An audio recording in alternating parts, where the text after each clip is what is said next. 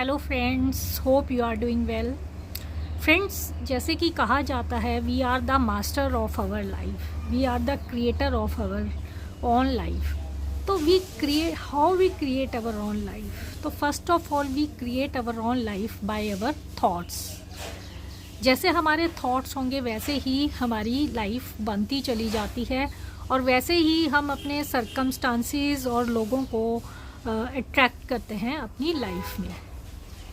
तो ये कहा जाता है कि अपने विचारों पर काम कीजिए।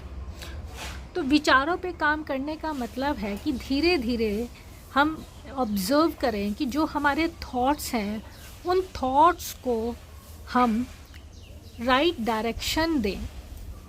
कई बार हमारी परिस्थितियाँ ऐसी होती हैं कि हम अच्छा सोच ही नहीं पाते हैं, या कुछ लोग हमारे ज़िंदगी में ऐसे होते हैं कि हमें लगता है कि हमारी प्रॉब्लम्स का रीज़न ये है।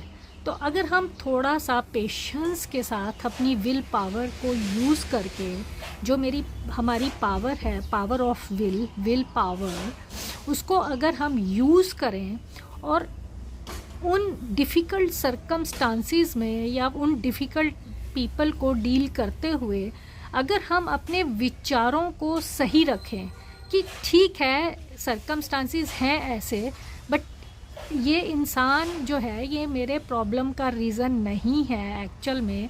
तो जब हम अपनी लाइफ की रिस्पॉन्सिबिलिटी लेते हैं कि ये जो कुछ भी हो रहा है तो उसकी रिस्पॉन्सिबिलिटी मैं लेता हूँ, I am taking the responsibility of this situation, I will change it. तो अगर हम इस लाइन को, अफर्मेशन को कुछ देर तक बोलते रहें तो, और भाव के साथ और मायने के साथ कि जो हम बोल रहे हैं मैं सच में आई मीन इट, तो सच मानिए आपकी जो मनोदशा है, जो आपके विचार हैं वो बदल जाते हैं और आपकी धीरे धीरे स्थिति भी बदलना शुरू हो जाती है। तो विचारों को कभी कंट्रोल नहीं किया जाता है, विचारों को एक सही दिशा दी जाती है। तो सही दिशा देने का मतलब कि अगर किसी स्थिति में मैं बहुत परेशान हूँ और मैं बहुत ज़्यादा महसूस कर रहा हूँ, हेल्पलेस फील कर रहा हूँ, बहुत ज़्यादा एंगर हुआ है, तो उस समय में धीरे धीरे ग्रेजुअली अगर हम अपने विचारों को एप्रिसिएशन और ग्रैटिट्यूड की तरफ लेकर के जाएं, छोटी छोटी आसपास की चीज़ों के प्रति आभार प्रकट करें, यकीन मानिए आपके विचार सही दिशा में जाने लगेंगे और सबसे पहले आपका अपने ऊपर नियंत्रण हो जाएगा और फिर परिस्थिति बदलनी शुरू हो जाएगी।